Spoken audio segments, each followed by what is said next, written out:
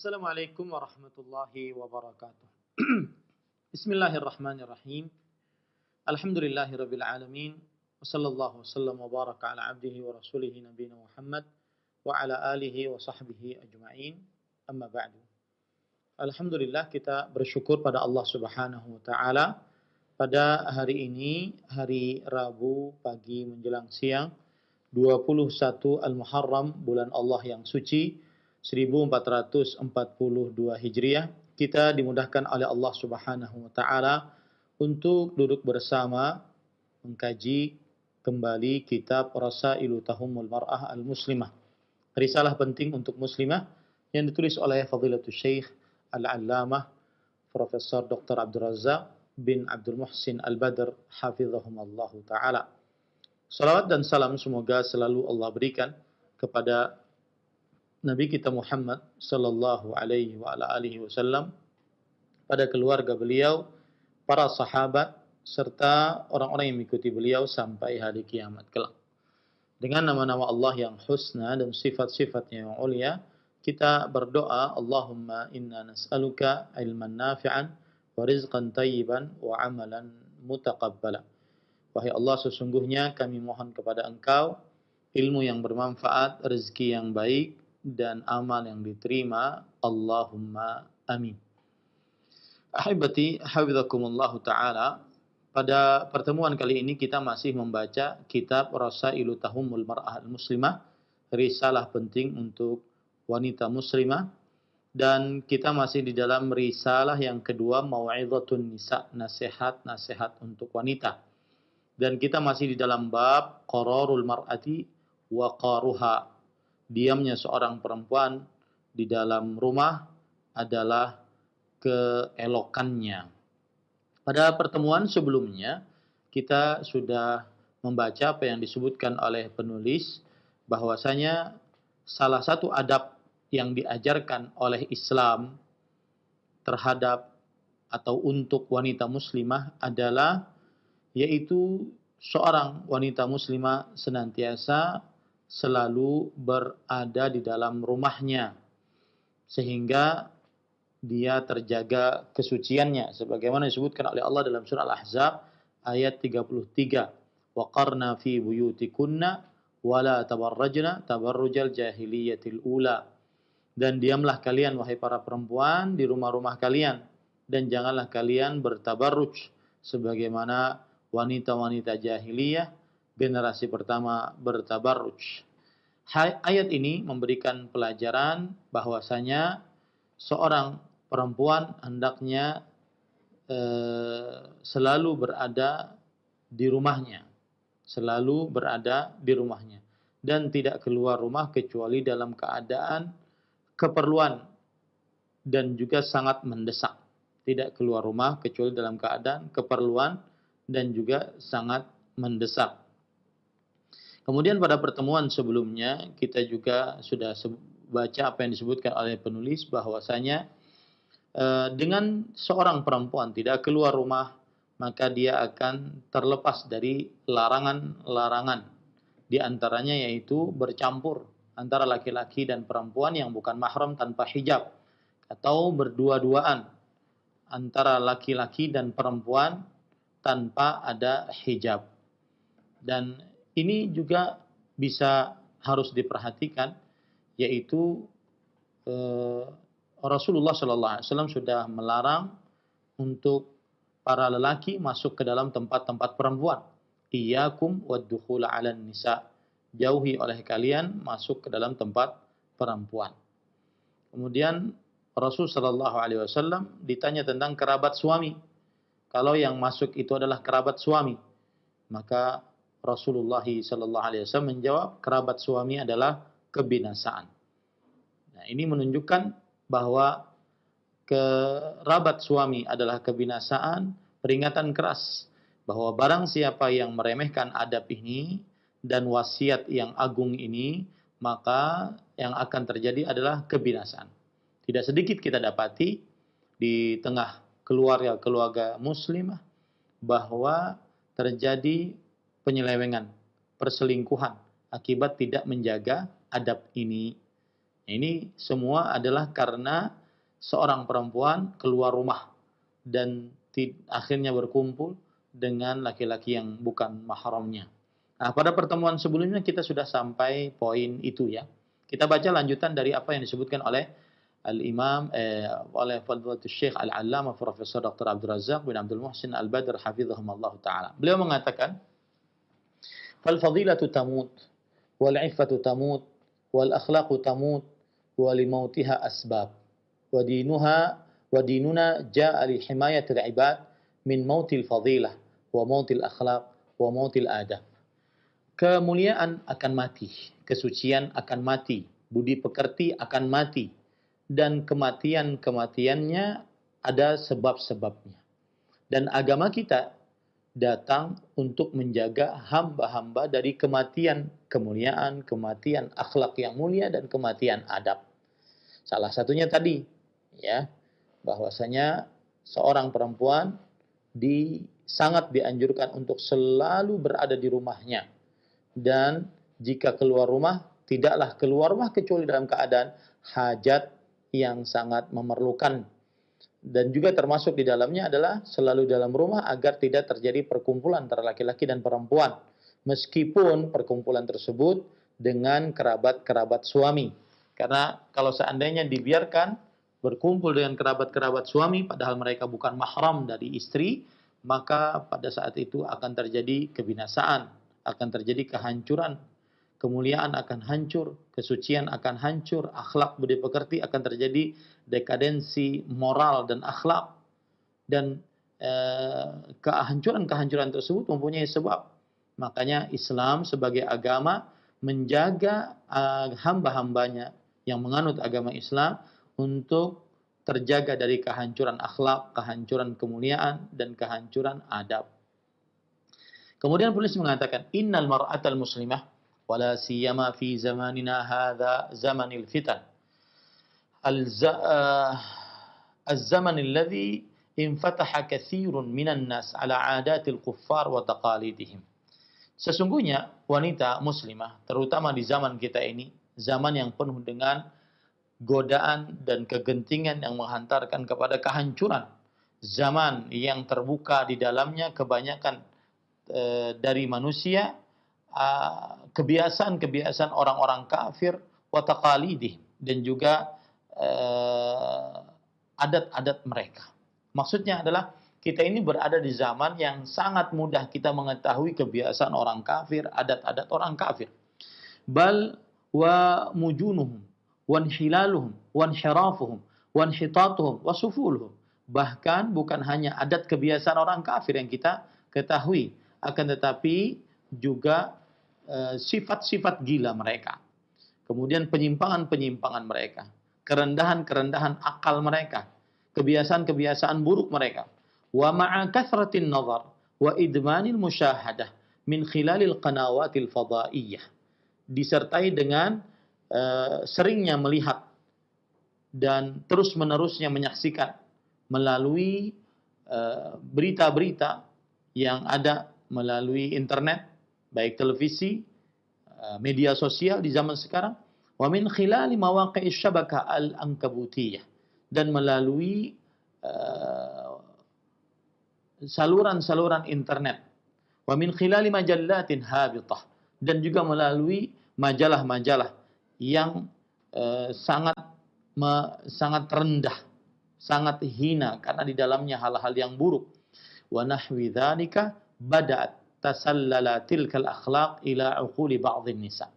Dan juga yang semisal dengannya. Maka karena itu semua, maka mulai adat-adat, kebiasaan-kebiasaan buruk orang-orang kafir masuk ke dalam akal sebagian para perempuan muslimah. Wal mar'atu dha'ifatun wa sari'atul iftitan illa man hamaha Allah azza wa jalla. Dan seorang wanita itu lemah dan sangat cepat sekali tergoda, sangat cepat sekali ikut-ikutan, sangat cepat sekali mengikuti tren, kecuali orang yang dijaga oleh Allah Subhanahu wa taala. Wa waqaha wa sara'at bi inqadhi nafsiha. dan Allah Subhanahu, kecuali orang yang dijaga oleh Allah, orang yang dicukupkan oleh Allah, dan orang yang bersegera untuk menyelamatkan dirinya. Wasaddi abwabil fitnati anha multaji'atan ila Allah tabaraka wa ta'ala mu'tasimatan bihi, dan menutup pintu-pintu yang menggodanya. Senantiasa dia menghadap kepada Allah Subhanahu wa taala, berpegang teguh, bersandar, berlindung kepada Allah Subhanahu wa taala.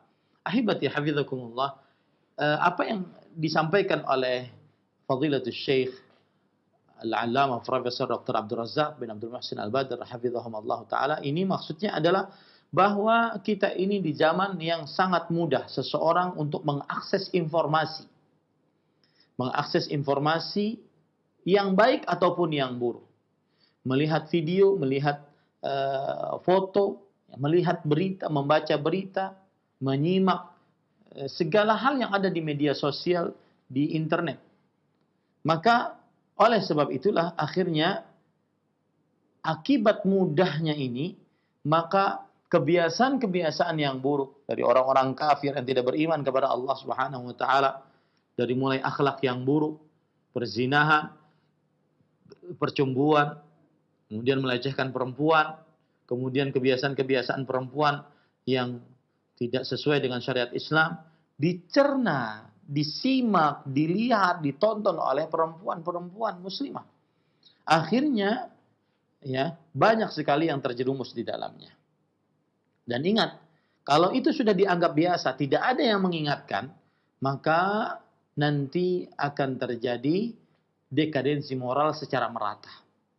Para perempuan memperlihatkan auratnya, berjoget ria, bergoyang-goyang sangat indah, mempesona lelaki, meskipun pakai jilbab, bahkan ada yang pakai cadar. Ya, ini ahibati hafizakumullah taala. Makanya harus, meskipun seberapapun orang sudah terjerumus ke dalam perkara yang menyimpang tersebut, maka harus ada yang mengingatkan. Wajib ada yang mengingatkan. Jangan pernah dia ragu, jangan pernah dia takut, jangan pernah dia khawatir saat mengingatkan orang yang keliru.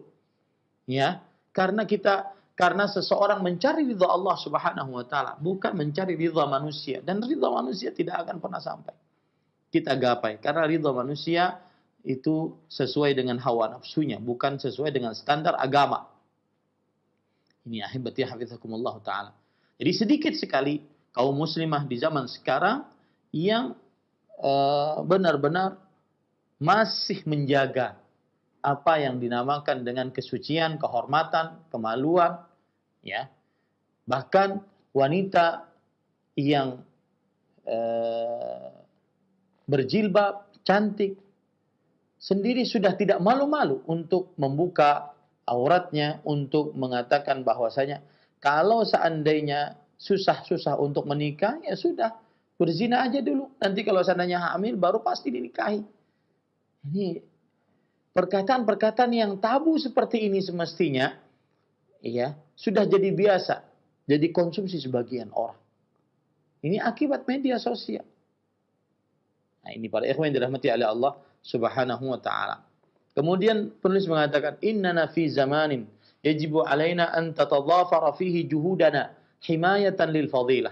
Sesungguhnya kita di sebuah masa wajib bagi kita untuk memperjuangkan atau untuk mengerahkan lebih kuat lagi usaha kita untuk menjaga kemuliaan. Wa ri'ayatan lil karamah, memelihara kehormatan, wasiyanatan lisyaraf, menjaga kemuliaan, wa ri'ayatan lil ghairah ad-diniyah allati jaha biha dinullah tabaraka wa taala, dan untuk menjaga semangat agama yang dibawa oleh agama Allah Subhanahu wa taala. Jadi tidak boleh kita sudahlah urusan sendiri-sendiri, dia main aplikasi yang ada joget-jogetnya berserta musiknya, itu sudahlah biarin aja lah. Yang penting saya, istri saya, keluarga perempuan saya tidak. Jangan.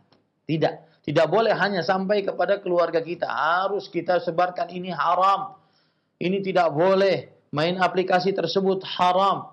Karena di dalamnya terdapat tabarruj, memperlihatkan kecantikan wajah, kemolekan tubuh, perhiasan, kepada laki-laki yang bukan mahram. Bahkan bukan hanya satu dua yang nonton, jutaan, ratusan juta kadang-kadang yang nonton.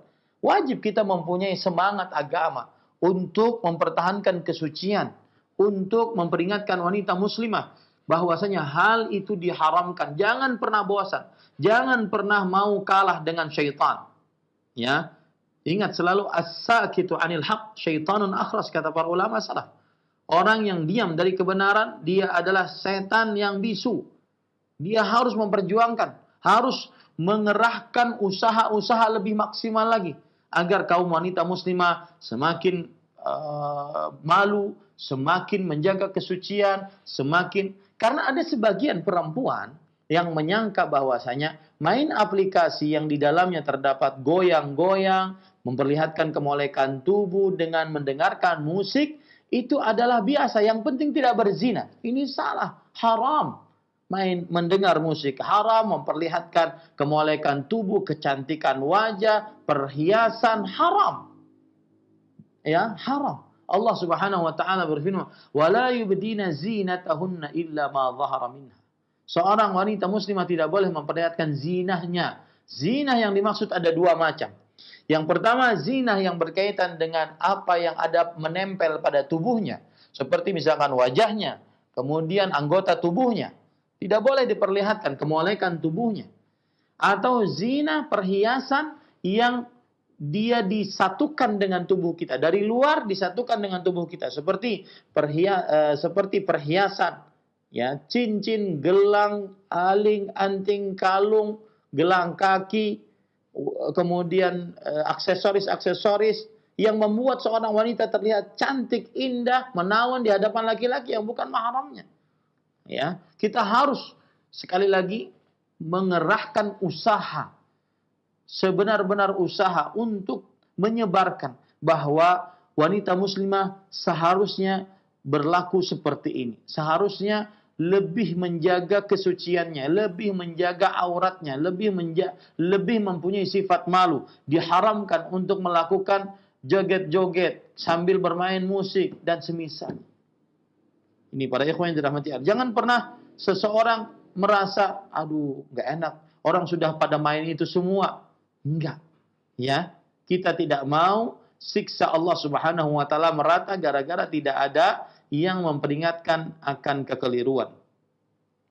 Lina'isha fi kanafil Islam wa adabihi al-'idham wa tawjihatihi al-musaddadah hayata syarafin wa fadilah. Agar kita bisa hidup di dalam naungan Islam, adab-adabnya yang agung, kemudian ajaran-ajarannya yang baik, ya, dengan kehidupan yang mulia, kehidupan yang utama, kehidupan yang penuh dengan kehormatan, kehidupan yang penuh dengan ketinggian adab. Wa idza kana dinunal hanif bitawjihatihi al-'azimah wa irsyadatihi samha al-mubarakah yuridu minal mar'ah an ta'isha hayatal kamal wal fadilah wal rif'ah fa inna a'da'ad din wa khusumahu la yuriduna min hadzalik. Apabila agama kita yang lurus ini dengan bimbingan-bimbingannya yang mulia, kemudian wejangan-wejangannya yang indah, penuh dengan berkah, menginginkan dari seorang perempuan untuk hidup dalam kehidupan yang sempurna, kesempurnaan keutamaan, kesempurnaan ketinggian derajat, maka ingat, sesungguhnya musuh-musuh agama, ya, mereka tidak menginginkan hal itu terjadi. Bal yuriduna hayatar radhilah wal inhitat was suful. Bahkan mereka menginginkan kehidupan yang rendah, kehidupan yang terkebelakang, kehidupan yang hina. Allah berfirman dalam surah An-Nisa ayat 27, "Wa yuridu alladhina yattabi'una asy-syahawat an tamilu mailan 'azima." Dan orang-orang yang mengikuti syahwat menginginkan kalian untuk menyimpang dengan penyimpangan yang besar. Ingat baik-baik itu.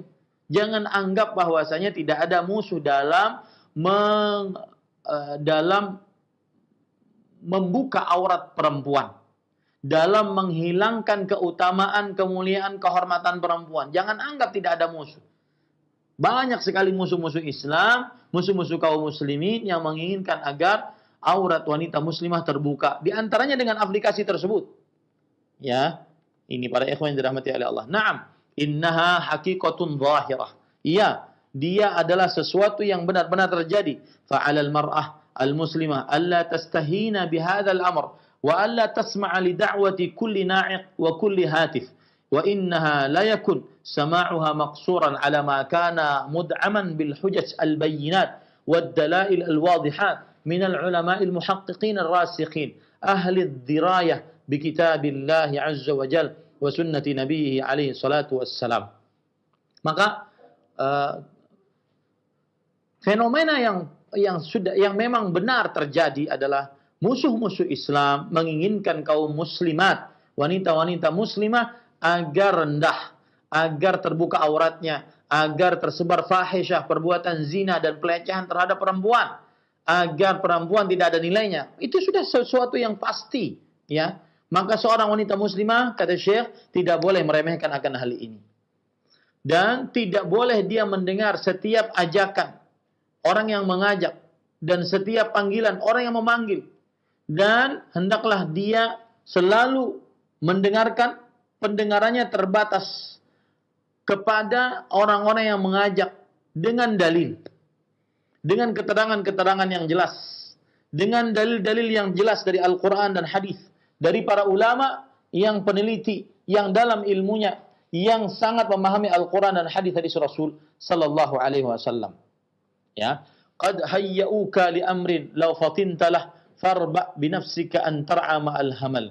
Innal mar'ah in 'ashat ma'a adamin Islam wa 'ashat hayatan karimah fadilah fi nafsiha khasatan wa fi mujtami'a hayatal qurama wa 'aisha al-afadil an-nubala wa in fatinat wa madat ma'a du'atil fitnah wa du'atil syarr wal fasad halakat fi nafsiha wa kanat sababu halakin li ghairiha. Sesungguhnya wanita muslimah apabila dia hidup dengan menggunakan adab-adab Islam, dia akan hidup dengan kehidupan yang mulia, yang utama di dalam dirinya secara khusus ataupun masyarakatnya secara umum.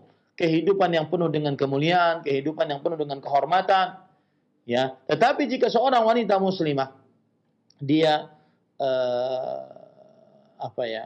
dia tergoda, kemudian mengikut saja kepada pengajak-pengajak yang mengajak kepada keburukan, mengajak kepada kerusakan, mengajak kepada godaan-godaan yang menghantarkan kepada kerusakan, maka hancurlah dirinya. Dan itu adalah penyebab kehancuran selainnya. Kalau seorang perempuan satu hancur, maka bisa dipastikan juga maka perempuan-perempuan yang lain juga akan hancur. Ini para ikhwan yang dirahmati oleh Allah Subhanahu wa taala. Jadi di dalam paragraf ini Syekh Al-Allamah Profesor Dr. Abdul Razak bin Abdul Muhsin Al-Badr hafizahumullah taala, beliau mengingatkan kepada kita, hiduplah dengan adab Islam wahai wanita muslimah. Dari mulai pakaian, dari mulai cara berbicara, cara duduk, cara berbaring, ya, keluar rumah, berhubungan dengan laki-laki yang bukan mahram, maka hiduplah dengan cara Islam.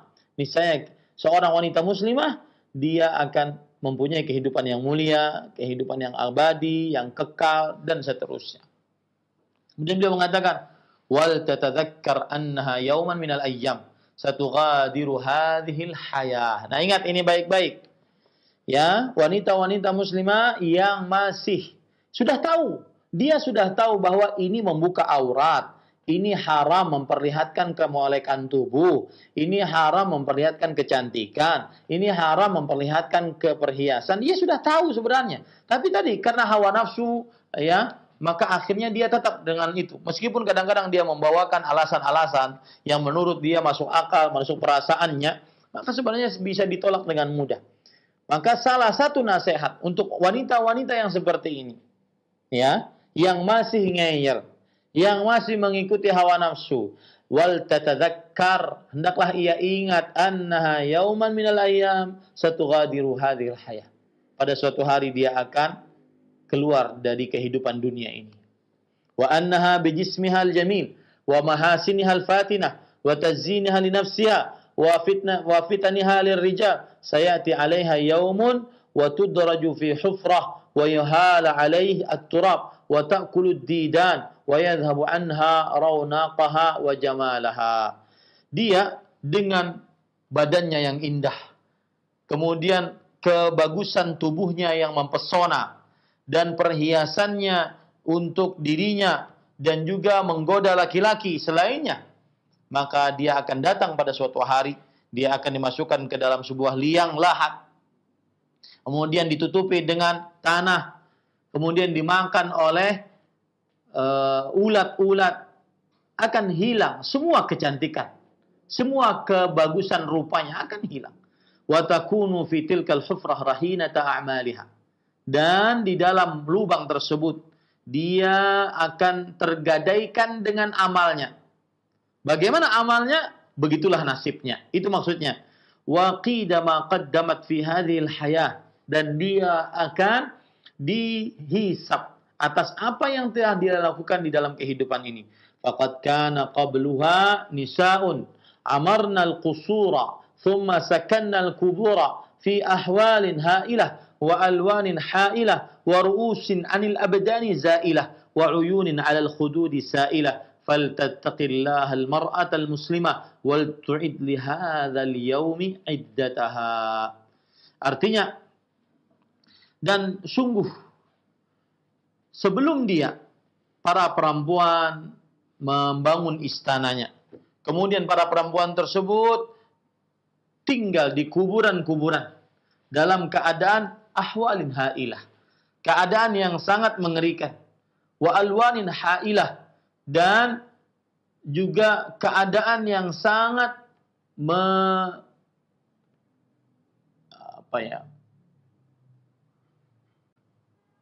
mengerikan. Warusin 'anil abdani za'ilah. Badan dan tubuh kita akan hilang. Wa uyun 'alal khududi sa'ilah. Dan air mata akan berlinang. Maka takutlah kepada Allah, wahai wanita muslimah, dan siapkan untuk hari tersebut persiapan yang bagus. Jadi seakan-akan penulis Syekh Al-Allamah Profesor Dr. Abdul Razak bin Abdul Muhsin Al-Badr hafizahumallahu taala menginginkan kepada kita agar apabila seorang wanita muslimah menyimpang dari jalan Allah, tidak melaksanakan adab-adab Islam, membuka aurat, memperlihatkan kecantikan, memperlihatkan kemolekan tubuh, memperlihatkan perhiasan dan keindahan pakaian, maka salah satu hal yang bisa disampaikan kepada wanita muslimah tersebut adalah, ingat, kamu akan mati. Ingat, setelah mati, kecantikanmu akan hilang. Ingat, setelah mati, ada permintaan pertanggungjawaban. Itu yang diingatkan kepada wanita-wanita muslimah. Yang sekarang lagi cantik-cantiknya, sekarang lagi molek-moleknya, sekarang lagi banyak-banyaknya perhiasan. Maka hati-hati. Ketika Anda mempunyai hal itu semua, maka jangan sampai berbuat maksiat kepada Allah Subhanahu wa taala dengan hal-hal tersebut. Kenapa demikian? Karena kecantikan akan hancur saat sudah di dalam kubur. Kemolekan tubuh akan hancur saat sudah di dalam kubur. Perhiasan-perhiasan tidak akan dibawa saat sudah di dalam kubur. Yang ada hanyalah permintaan pertanggungjawaban dari Allah Subhanahu wa taala. Jadi wahai wanita muslimah, kecantikanmu tidak akan sampai dibawa mati. Ada orang yang operasi plastik, macam-macam dioperasi. Ya, dari mulai rahang, depak rahang ininya, hidungnya, kemudian bibirnya, segala macam. Padahal itu diharamkan dalam agama Islam. Kemudian tujuannya untuk diperlihatkan kepada laki-laki yang bukan mahramnya. Maka salah satu kiat menasihati wanita seperti ini adalah dengan mengingatkan kematian. Dan bahwasanya saat mati di bawah kubur, maka kecantikan semua tidak akan bermanfaat. Karena yang bermanfaat adalah amal ibadahnya. Ini ahibati hafizakumullahu ta'ala. Nah, kemudian kalau sudah kita pahami itu, ahibati hafizakumullahu ta'ala, sekarang kita masuk kepada bab yang baru.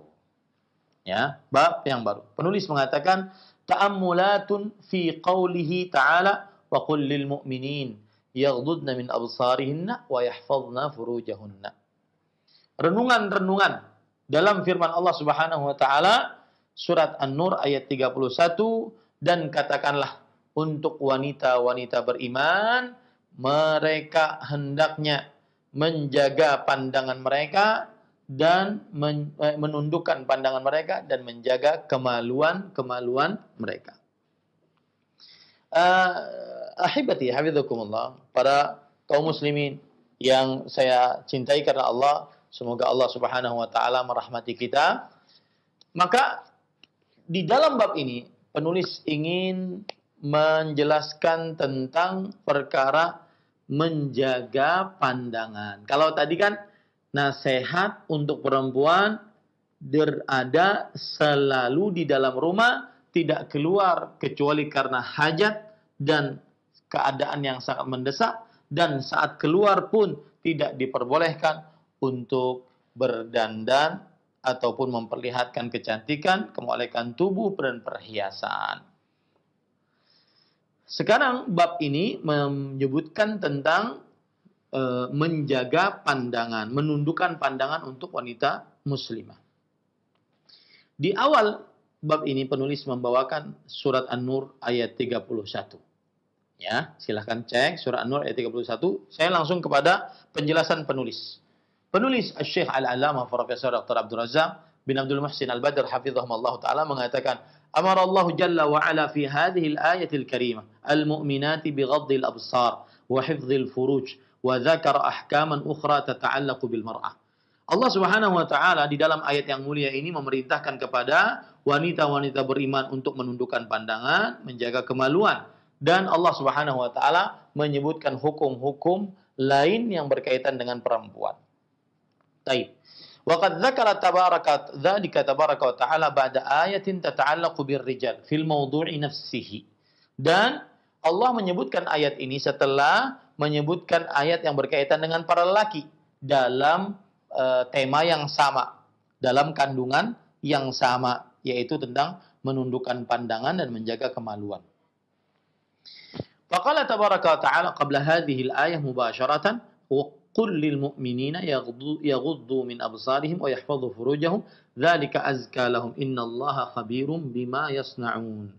Allah Subhanahu wa taala sebelum ayat ini, An-Nur ayat 31, di ayat yang ke-30-nya langsung Allah berfirman, katakanlah wahai Muhammad sallallahu alaihi wasallam, wahai untuk orang-orang laki-laki yang beriman, hendaknya mereka menundukkan pandangan mereka dan menjaga kemaluan mereka. Yang demikian itu lebih suci bagi mereka. Sesungguhnya Allah Maha mengetahui apa yang mereka lakukan.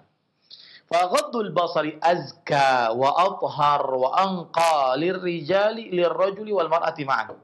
Maka menundukkan pandangan lebih suci, lebih baik, lebih bersih bagi laki-laki dan perempuan secara bersamaan. Nah, itu faedah menarik. Semakin menundukkan pandangan, maka semakin hatinya lebih suci, semakin hatinya lebih bersih, ya. Dan ini berlaku baik laki-laki ataupun perempuan. Wa man atlaqa li basarihi al-inana wa akhadha yanzuru huna wa hunaka wa la yar'a hurumatillahi tabaraka wa ta'ala fa inna hadha dhari'atun lil wuqu'i fil fahisha wal muharram. Idzin nadharul muharram wasilatun liz-zina wa baridu musilun ilaih.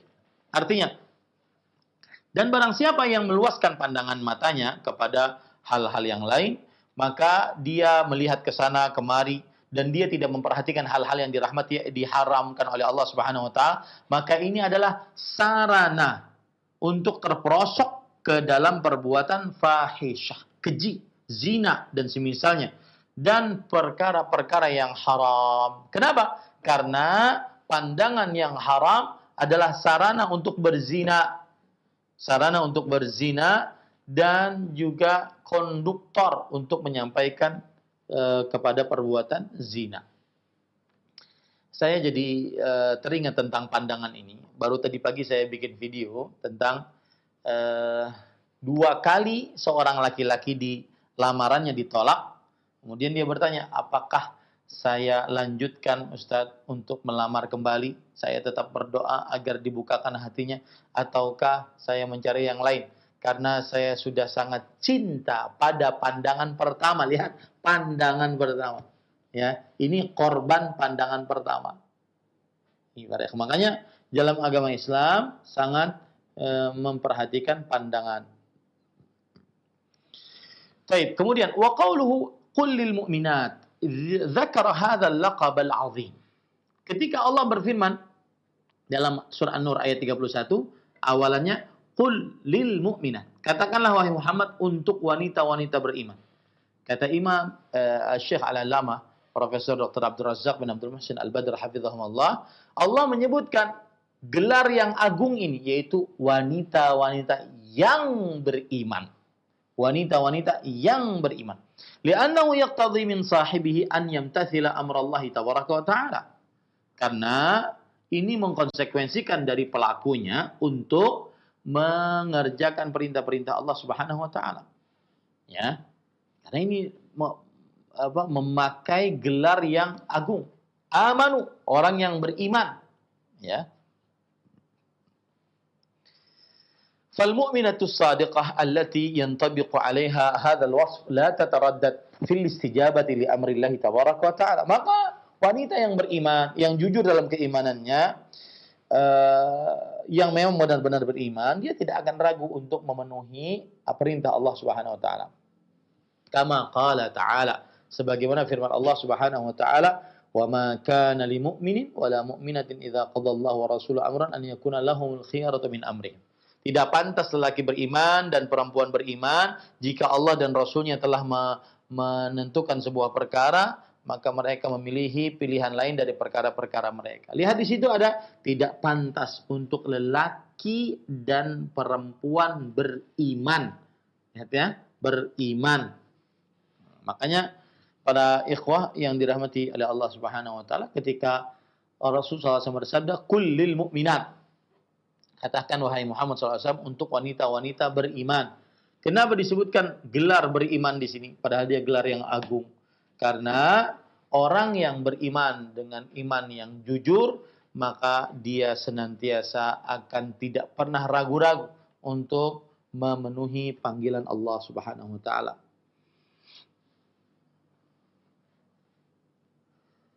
Kemudian وقوله يغضضن من أبصارهن جاء هنا من بمن التي للتبعيض فغض البصر مطلوب في الأمور التي أمر الله تبارك وتعالى بغض البصر فيها ولهذا سيأتي في الآية استثناءات لم تؤمر بغض البصر عنهم وفي المطالبة بغض البصر لا فرق بين النظر إلى الرجل مباشرة أو النظر إلى صورته لأن النهاية في الأمرين واحدة.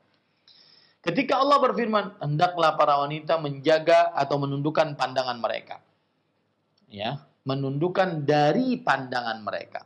Kata-kata dari ini menunjukkan bahwasanya menundukkan pandangan sangat dituntut di dalam perkara-perkara yang Allah Subhanahu wa taala perintahkan untuk dituntut.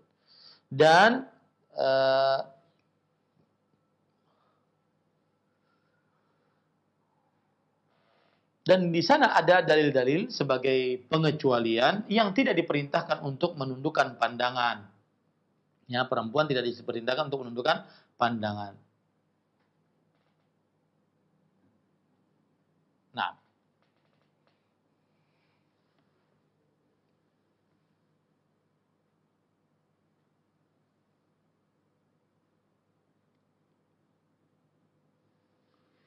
baik. Para ikhwan yang dirahmati oleh Allah Subhanahu wa taala.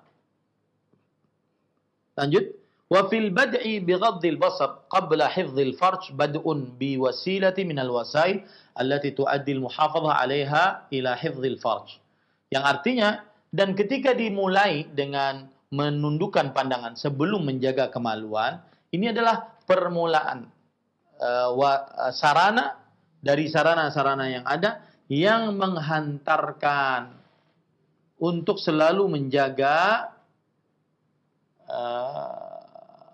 kemaluan. Maksudnya gini, siapa yang menjaga pandangan, maka dia pasti terjaga kemaluan. Makanya Allah Subhanahu wa taala menyebutkan menjaga pandangan dulu, baru setelah itu menjaga kemaluan. Fal mar'atul lati la ta'na bighaddi basariha mu'arridatan li nafsaha lil khatar li'anna asyaitana yastadrijuha syai'an fa syai'an. Maka seorang wanita yang tidak memperhatikan menundukkan pandangan, maka dia meletakkan dirinya dalam bahaya. Karena syaitan akan memberikan bisikan kepadanya pelan-pelan. Walau ta'ammal al-insanu fi bidayatin nisa'il fajirat allati ibtulina bil fawahishil azimah wajada anna bidayataha kanat min hadzal qabil. Kalau seandainya seorang manusia memperhatikan di dalam permulaan seorang perempuan yang banyak dosanya, yang mereka terjerumus ke dalam perbuatan zina, ya, maka dia akan dapati bahwa permulaan perempuan tersebut adalah dari sisi ini, yaitu tidak menjaga pandangan. Imma annaha atlaqat li basar al-i'nan, baik itu perempuan ini melapangkan, meluaskan pandangannya kemana saja, atau annaha akhadhat tanzuru fil majallatil khati'ah, atau dia melihat di majalah-majalah yang al-khali'ah, yang terbuka auratnya, au fi suwaril al-majinah, atau di dalam foto-foto yang menggoda, au tastami'ul aghani al-athimah, atau dia sering mendengar musik-musik, ya, yang mendatangkan dosa, au nahwi dzalika minal masailil muharramah, atau hal-hal yang lain dari hal-hal yang diharamkan, allati tuaddi ila zina, yang menghantarkan kepada perbuatan zina, ila anna asbahtu bitilka darajah wal iyad billah, ila an asbahat bitilka darajah wal iyad billah, sampai akhirnya perempuan tersebut benar-benar sampai kepada derajat itu, dan kita berlindung kepada Allah Subhanahu wa taala. Walihada bada Allah tabaraka wa taala bidzikri wasilatin minal wasailil muaddiyah lil fahisyah. Oleh sebab itulah Allah Subhanahu wa taala memulai di dalam ayat ini dengan menyebutkan salah satu sarana dari sarana-sarana yang menghantarkan kepada perbuatan zina. Wa fi hadza tanbihun ala ghairiha. Dan di dalam ayat ini terdapat peringatan atas selainnya. Famakana mithluha ila yufdi ila al-fahisyah falahu hukmuha. Maka apa saja yang semisalnya yang menghantarkan kepada perbuatan zina, maka baginya hukumnya sama. Famin dzalika sama'ul aghanil muharramah. Termasuk daripadanya adalah mendengar musik-musik yang diharamkan. Wal ghina bariduz zina. Dan nyanyian itu adalah konduktor kepada perbuatan zina. Wa tariqun muaddin ilaihi. Dan jalan yang menyampaikan kepadanya. Wa ru'yatus suwar awil manadhir al-muharramah awil muhadatsah al-muharramah awil hadits ma'an nisa al-mubtalayat bimithli hadhihi al-umur al-batilah fa hadha kulluhu mimma yuaddi ila al-wuqu'i fi hadhihi al-fahisyah. Yang artinya dan juga melihat kepada gambar-gambar, foto-foto, kemudian juga pemandangan-pemandangan yang diharamkan, ya, atau perkara-perkara yang mengada-ngada yang diharamkan, ataupun juga berbicara dengan para perempuan yang teruji dengan perkara-perkara yang batil ini, maka ini seluruhnya menghantarkan kepada keburukan, yaitu kepada perbuatan fahisyah. Nah, akhirnya cukup sampai di sini, ya para ikhwan yang dirahmati oleh Allah. Intinya penulis tadi mengatakan kepada kita bahwasanya ketika Allah berfirman, "Qul lil mu'minat," katakan wahai hamba-hamba Allah yang beriman, maka di sini Allah membawakan gelar yang paling besar dari orang beriman, yaitu orang-orang beriman. Agar apa? Kalau ada perintah maka dikerjakan, kalau ada larangan maka dijauhi. Kemudian juga yang sudah kita pelajari pada kesempatan kali ini adalah bahwa seorang wanita muslimah ketika dia menjaga ke pandangannya, maka pada saat itu dia akan terjaga kemaluannya. Dan Allah ketika memulai menjaga pandangan ini sebagai sarana untuk menjaga kemaluan. Ya, sebagai sarana untuk menjaga kemaluan. Siapa yang tidak menjaga pandangan, maka sangat banyak orang-orang yang ingin merusak kehormatannya dan kemuliaannya. Nah, pada pertemuan kali ini cukup sampai di sini. Saya kembalikan acara kepada Akhi Ari hafizahullah taala. Naam. Nah, Ustaz, barakallahu fikum, jazakallahu khairan. Terima kasih atas bimbingan dan pelajaran yang bermanfaat yang telah disampaikan kepada kami. Semoga yang singkat dapat menambahkan ilmu serta faidah yang bisa kita amalkan dalam ketaatan kepada Allah Subhanahu wa taala. Selanjutnya, ikhwatul Islam, kami berikan kesempatan bagi Anda yang bertanya, silahkan. Bisa Anda coba untuk masuk di layanan telepon. Kami bacakan terlebih dahulu pesan singkat yang telah masuk. Assalamualaikum Ustadz, saya mempunyai anak perempuan umur 15 tahun yang hobinya touring motor, yang di situ bercampur laki-laki dan perempuan. Saya sudah menasihati anak saya, tapi dia tidak bisa terima, akhirnya anak saya jadi pendiam. Sekolah pun terganggu. Nah, bagaimana saya selaku orang tuanya memperlakukan anak perempuan saya yang masih 15 tahun ini agar mengurangi atau sama sekali tidak mengerjakan hobinya yang kurang bermanfaat ini. Syukron, Ustaz, silakan. Bismillah, alhamdulillah, wassalatu wassalamu ala rasulillah wa ala alihi wa sahbihi wa man walah. Memang salah satu tugas berat orang tua adalah saat anaknya sudah umur pubertas.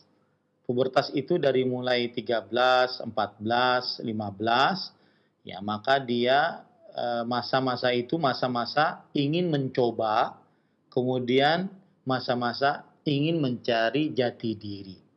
Maka sikap yang paling tepat dari orang tua adalah pertama berdoa kepada Allah agar senantiasa Allah Subhanahu wa taala memberikan petunjuk kepada anak tersebut.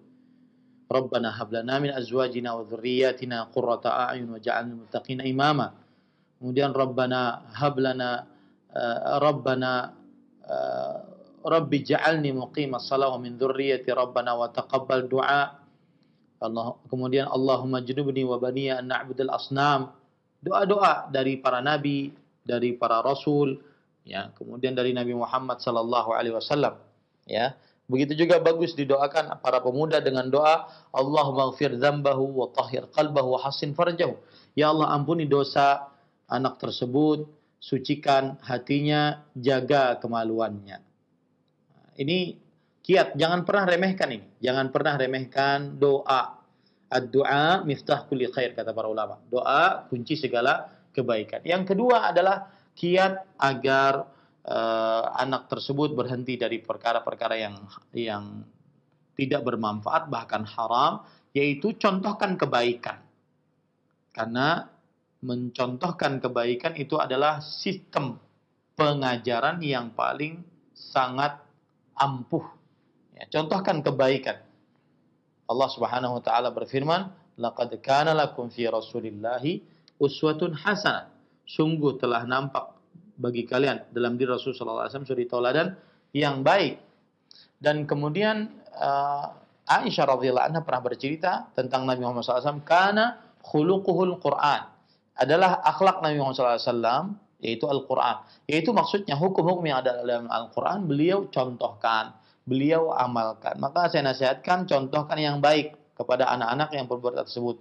Yang ketiga, tetap mendidik dan mengajar dalam keadaan yang lembut. Tidak boleh membentak, berkata kasar, kotor, mengumpat, tidak diperbolehkan. Lembut.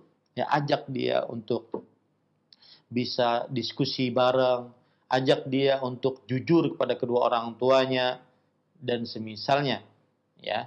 Jadi ajak dia untuk bisa ngobrol bareng dengan orang tuanya. Ya. Pendidikan dan pengajaran bagi anak-anak yang pubertas dibangun di atas kelemah lembutan. Rasulullah SAW bersabda, "Inna rifqa la ya'ti fi syai' illa zan." Sesungguhnya sikap lemah lembut tidak datang pada sesuatu kecuali akan memperindahnya. Nah, kemudian yang keempat adalah hendaknya dia dicarikan teman yang baik. Dicarikan teman yang baik. Dan ini perlu usaha dari orang tua. Jangan dia hanya sekedar orang tuanya mencukupi sandang, pangan, ya, tetapi teman disuruh milih sendiri. Ini tidak benar. Carikan teman yang baik untuknya. Ya, yang keempat itu. Yang kelima, para ikhwah, diingatkan tentang adanya kehidupan akhirat. Bahwa kita ini hidup di dunia akan ada permintaan pertanggungjawaban setelah kehidupan dunia ini. Jadi diingatkan tentang kehidupan akhirat. Ya, diajarkan pelan-pelan bahwasanya ada permintaan pertanggungjawaban, ada hisab dan seterusnya. Wallahu a'lam. Naam. Iya Ustaz, barakallahu fikum. Berikutnya kami akan bacakan kembali dari pesan singkat dari seorang ibu yang bertanya, Assalamualaikum Ustaz, Ana baru memutuskan memakai niqab. Apa masih boleh untuk kumpul-kumpul bersama ibu-ibu komplek arisan? Apa ada batasan di dalam kita bergaul, di dalam pergaulan sesama perempuan? Silakan Ustaz. Bismillah, walhamdulillah, wassalatu wassalamu ala rasulillah wa ala alihi wa sahbihi wa man wala. Bercadar tidak menjadikan seseorang akhirnya susah bergaul. Tidak. Bercadar seseorang seperti layaknya dia bergaul biasa. Cuma di sana ada batasan-batasan. Seperti tidak memperlihatkan aurat, kemudian tidak memperlihatkan kecantikan, keperhiasan, tidak kepolekan tubuh, kemudian tidak bercampur laki-laki perempuan, tidak bercampur para laki dan para perempuan tanpa hijab. Saya ulangi, jadi bercadar tidak menjadikan orang eksklusif, kemudian tidak bergaul. Tidak, bergaul dia. Asalkan bergaulnya dalam koridor Islam. Semestinya yang tidak bercadar juga begitu. Ya, jadi bercadar bukan berarti dia menjadi makhluk suci, tidak pernah bergaul dengan orang. Tidak, tetap bergaul. Bahkan bergaul dengan laki-laki boleh. Misalkan nih saya beri contoh. Kalau seandainya seorang lelaki mengucapkan salam kepada kita dan dia bukan mahram dan ada perempuan muslimah yang bercadar, maka jawab kalau seandainya tidak mendatangkan fitnah. Seorang perempuan muslimah bercadar kemudian membuka warung makan nasi, tidak boleh? Boleh. Jadi tetap bergaul. Ya, tetap bergaul. Ikut arisan, ikut kumpul-kumpul asal tidak ada penyimpangan syariat di dalamnya. Nah, seperti itu ya. Dan kalau seandainya kemudian tidak bergaul, ini yang akan menjadi pertanyaan nanti di tengah masyarakat. Oh, itu bercadar tidak bergaul dianggap eksklusif ya. Kemudian nanti di pasar tidak mau ngomong sama penjualnya. Oh, cuma tunjuk-tunjuk gini saja karena menganggap bahwasanya bercadar itu harus bagaimana gitu. Enggak juga. Bercadar seperti manusia layaknya. Cuma bedanya dia tutup wajahnya. Nah, seperti itu. Ya, bukan berarti orang bercadar kemudian kuper, kemudian eksklusif, kemudian tidak bergaul. Ini yang menyebabkan nanti pandangan orang akan berbeda. Kenapa sampai seperti itu? Apakah punya ajaran lain? Apa bedanya kami yang tidak bercadar dengan mereka yang bercadar dan seterusnya. Wallahu a'lam. Nah. Jazakallahu khairan Ustaz. Terima kasih atas nasihat serta jawaban yang bermanfaat untuk yang bertanya khususnya serta kita yang menyimak pada kesempatan kali ini. Silahkan bagi pemirsa dan pendengar Radio Roja yang ingin bertanya via telepon, kami tunggu mulai sekarang. Halo. Halo, Assalamualaikum. Waalaikumsalam. Dengan Ibu siapa? Di mana? Dari Ibu dari Kuningan, Jawa Barat. Silahkan nih pertanyaannya. Assalamualaikum warahmatullahi wabarakatuh. Waalaikumsalam warahmatullahi. Ini yang saya mau tanyakan, Ustaz, hukumnya menjawab adzan itu, panggilan adzan itu bagaimana? Soalnya saya rumahnya kan bersebelahan dengan musola. Kalau pas lagi menerima telepon, itu udah dikumandangkan azan, apakah dihentikan pembicaraan di telepon dan menjawab dulu, atau saya kadang suka mencari yang dari suara adzan supaya meneruskan pembicaraan di telepon itu apa berdosa, Ustaz? Jadi saya mau tanyakan itu apa hukumnya menjawab adzan. Terima kasih. Assalamualaikum warahmatullahi wabarakatuh. Waalaikumsalam warahmatullahi wabarakatuh. Silakan Ustaz. Taib, bismillah, alhamdulillah, wassalatu wassalamu ala rasulillah wa ala alihi wa sahbihi ajma'in, amma ba'd. Bahwa jumhur ulama berpendapat menjawab azan dalam hal ini hadis Rasul sallallahu alaihi wasallam yang berbunyi, idza sami'tumul muadzin faqulu mithla ma yaqul. Jika kalian mendengar orang yang mengumandangkan azan, maka jawablah sebagaimana yang diucapkan oleh muadzin tersebut.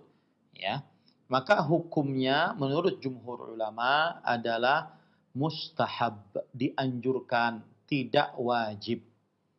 Sebagaimana perkataan Imam An-Nawawi dalam kitab Al-Majmu', misalkan saya bacakan di sini, madhabuna annal mutaba'ah sunnah laysat biwajibah wa bihi qalal jumhurul ulama.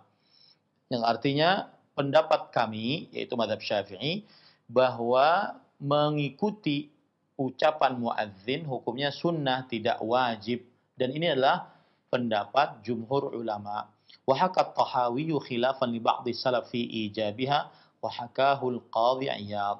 Dan ini dikisahkan oleh Imam At-Tahawi bahwasanya dia adalah sunnah, berbeda dengan pendapat sebagian ulama salaf yang mewajibkannya. Ya, jadi memang ada ulama yang mewajibkannya. Kemudian juga pada ikhwan yang dirahmati oleh Allah Subhanahu wa taala, ketika Rasulullah SAW bersabda, jika kalian mendengar muadzin, maka ucapkanlah sebagaimana yang diucapkan oleh muadzin. Ini adalah perkara yang dianjurkan, bukan perkara yang diwajibkan. Ya. Dan salah satu sebabnya adalah kenapa dia tidak diwajibkan, padahal dia akan perintah. Kenapa dia dianjurkan?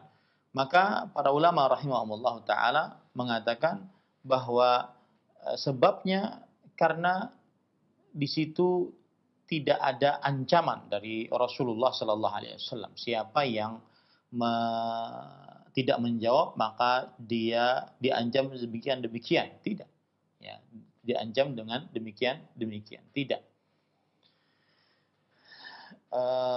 Kemudian juga sebab yang lain adalah karena menjawabnya dengan jawaban yang suara yang lirih. Ini juga yang menunjukkan bahwasanya tidak wajib untuk menjawab apa yang diucapkan oleh muadzin. Ya, tidak wajib untuk menjawab apa yang diucapkan oleh muadzin. Yang jelas ini adalah pendapat mazhab fikih yang 4, mazhab Hanafi, Syafi'i, Hambali. Kemudian bahkan dinukilkan oleh Imam Ibnu Qudamah dalam kitabnya Al-Mughni, dia adalah sunnah, ijma', berdasarkan ijma'. Beliau mengatakan, wa yustahabbu liman sami'al muadzin an yaqula kama yaqul, la a'lamu khilafan bain ahli ilm fi istihbabi dzalik. Dan dianjurkan, bukan diwajibkan, bagi siapa yang mendengar muadzin, hendaklah dia mengucapkan apa yang diucapkan oleh muadzin. Aku tidak mengetahui ada khilaf di antara para ulama tentang anjuran ini. Jadi hukumnya dianjurkan. Nah, sekali lagi, kenapa perintah di dalam hadis ini berpindah dari wajib, kan asal hukum perintah kan wajib, berpindah dari wajib kepada sunnah, ya. Maka jawabannya adalah, para ikhwan yang dirahmati oleh Allah Subhanahu wa taala, pernah ada riwayat dari Tha'labah bin Abi Malik Al-Quradhi bahwa beliau memberitahukan annahum kanu fi zaman Umar bin Khattab, bahwa mereka waktu itu di zaman kekhalifahan Umar bin Khattab, yusalluna yaumal jum'ah, mereka salat Jumat, hatta yakhruja Umar, sampai keluar Umar bin Khattab radhiyallahu anhu. Fa idza kharaja Umar wa jalasa al-minbar wa adzana al-muadzin qala Tha'labah jalasna natahaddath fa idza sakata al-muadzinu qama Umar yakhutub ansatna falam yatakallam minna ahad. Kata Tha'labah bin Abi Malik Al-Quradhi, bahwa ketika di zaman Umar bin Khattab radhiyallahu anhu, maka Umar menjadi khalifah, beliau berkhutbah. Beliau keluar, kemudian duduk di atas mimbar. Kemudian muadzin mengumandangkan azan. Lalu kami duduk dan kami saling berbincang-bincang saat muadzin mengumandangkan azan. Dan ketika muadzin sudah diam, Umar bin Khattab naik menyampaikan khutbahnya, maka kami pun diam. Tidak ada seorang pun dari kami yang berbicara. Nah di sini kalau seandainya dikatakan oleh Imam Al-Albani rahimahullahu taala bahwa fahadha fi hadzal athar dalilun ala adami wujubi ijabatil muadzin. Di dalam asar ini cerita sahabat Nabi tadi dalil bahwa tidak wajib untuk menjawab muadzin li jiryanil amal fi ahdi Umar ala tahadduts fi asna'il adzan wa sukuti Umar alaih, yang artinya karena terjadi di zaman Umar bin Khattab perbuatan para sahabat, para tabi'in untuk berbicara saat dikumandangkan azan, dan Umar bin Khattab radhiyallahu anhu diam akan hal tersebut. Nah, ini dalil yang menunjukkan bahwa menjawab azan apa yang dikumandangkan oleh muadzin itu hukumnya sunnah, tidak wajib. Akan tetapi lebih baik dia tetap menjawab muadzin meskipun mungkin sedang menerima telepon, maka Allahu Akbar, maka dia tetap berbicara, kemudian dia jawab Allahu Akbar. Dan itu tidak menyulitkan. Allahu a'lam. Nah. Jazakallahu khairan. Terima kasih para Ustadz yang telah menyampaikan jawaban yang bermanfaat. Berikut masih kami berikan kesempatan kembali bagi Anda yang bertanya seputar pembahasan ini untuk memperdalam materi. Silahkan di layanan telepon. Halo.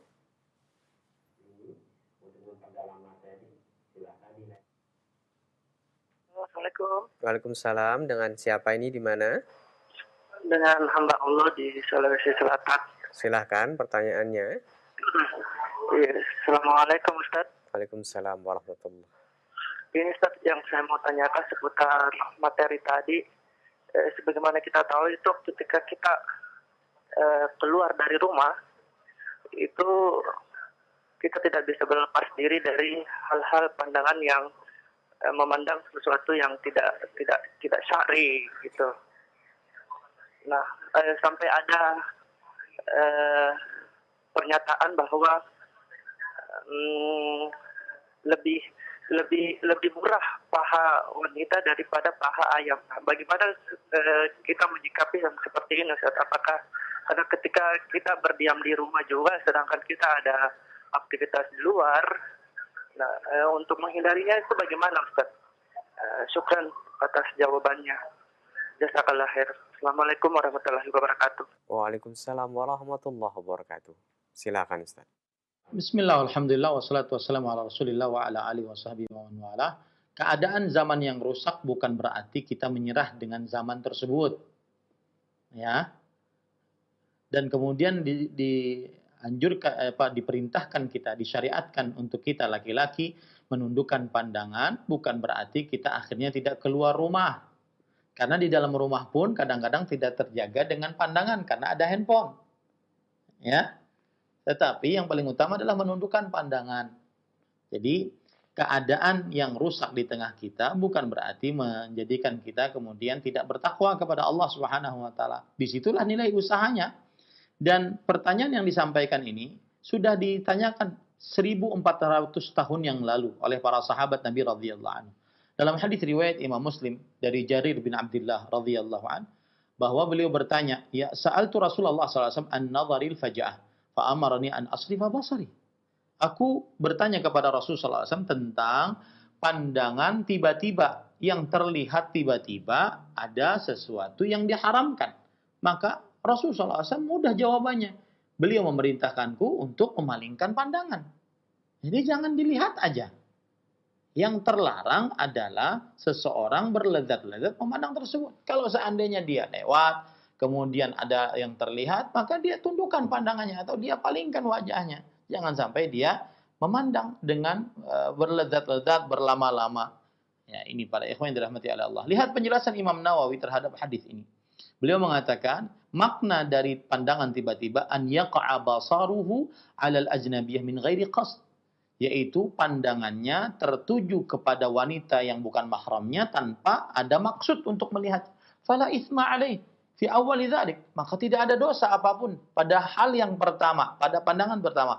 Wa yajibu alaihi an yasrifa basarahu fil hal, wajib pada saat itu dia memalingkan pandangannya langsung, ya. Fa in sarafa fil hal fala itsma alaih. Jika dia memalingkan langsung maka tidak ada dosa atasnya. Wa nistadaman nazar athima li hadzal hadis. Kalau dia terus-terusan melihatnya, maka disitulah dia berdosa.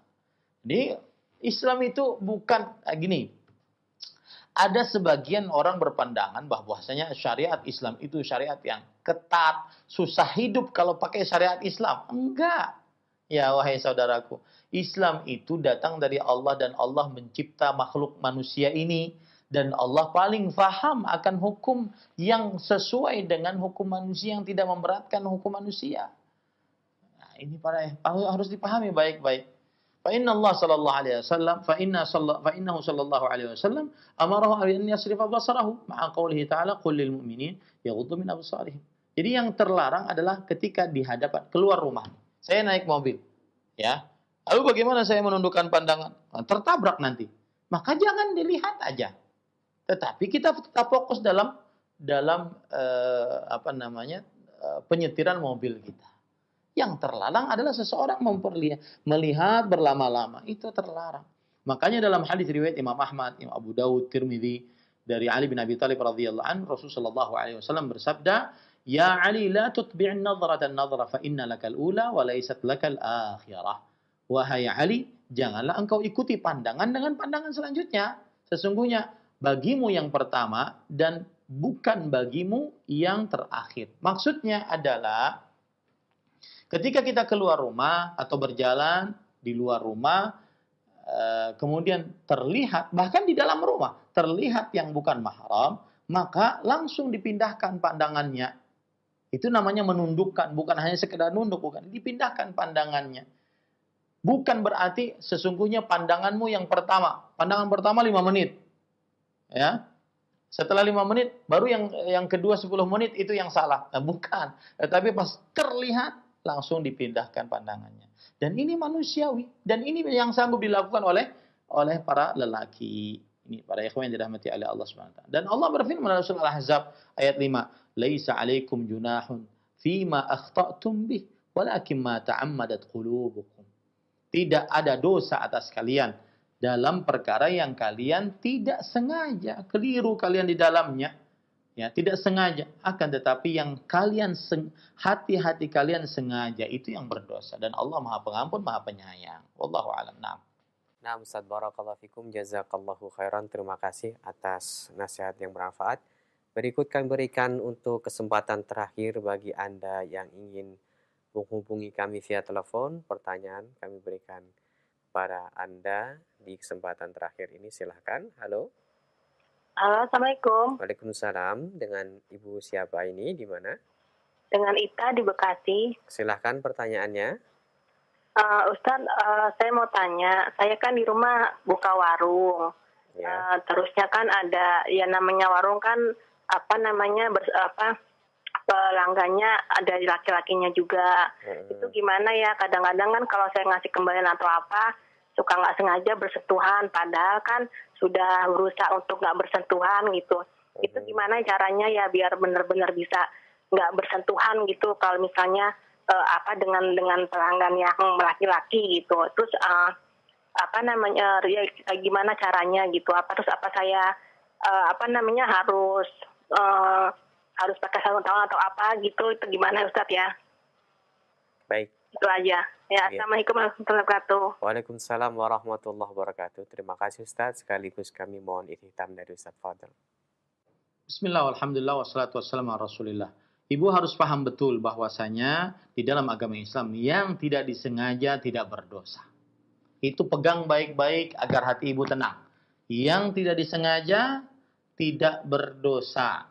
Innallaha tajawaza li an ummati al-khata'a wan nisyana wa ma stukrihu alaih. Allah memaafkan untukku atas umatku sesuatu kekeliruan tidak sengaja atau kelupaan atau yang dipaksakan atasnya. Kalau nggak sengaja, misalkan saya juga pernah pas waktu pas waktu di warung, di toko, saya kasih uang, kemudian saya ambil barangnya. Pas mengambil barang sudah berhati-hati masih kena. Maka pada saat itu tidak sengaja. Ya, tidak sengaja. Allah tidak membebani seseorang yang tidak sengaja. Beda dengan hal yang dia sengaja. Ya, apalagi sampai merasakan kelezatan tidak sengaja, tidak dianggap dosa oleh Allah Subhanahu wa taala. Jadi kita tidak bisa jadi malaikat di dunia atau bidadari di dunia, nggak bisa. Tapi kita berusaha. Nah, apabila terjadi ketidaksengajaan, Allah memaafkan. Nah, itu poin. Sedangkan nasihat saya, maka harus cari cara agar tidak terkena terus. Misalkan kalau pas lagi mengembalikan kembalian uang, maka Anda letakkan di atas meja, biar laki-lakinya mengambil. Kemudian barang yang dia beli, letakkan di atas meja. Jangan sampai bersentuhan. Ini hanya pengalaman saja. Tetapi itu pun kalau seandainya tetap terjadi juga, maka tidak sengaja tidak berdosa. Kalau seandainya hati kita masih tidak tenang, bertobat kepada Allah. Allah Maha Pengampun. Ya, seperti itu caranya.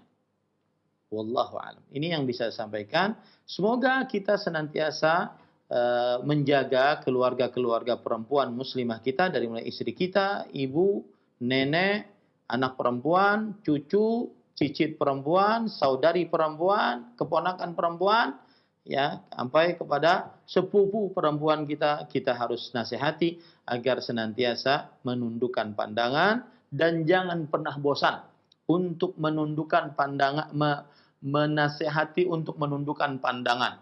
Ya, jangan pernah bosan, karena semakin hari semakin kita harus berusaha semaksimal mungkin agar kaum muslimah tetap terjaga kesucian, kemuliaan, dan kehormatannya. Sallallahu Nabi Muhammad walhamdulillahirabbil alamin. Wassalamualaikum warahmatullahi wabarakatuh.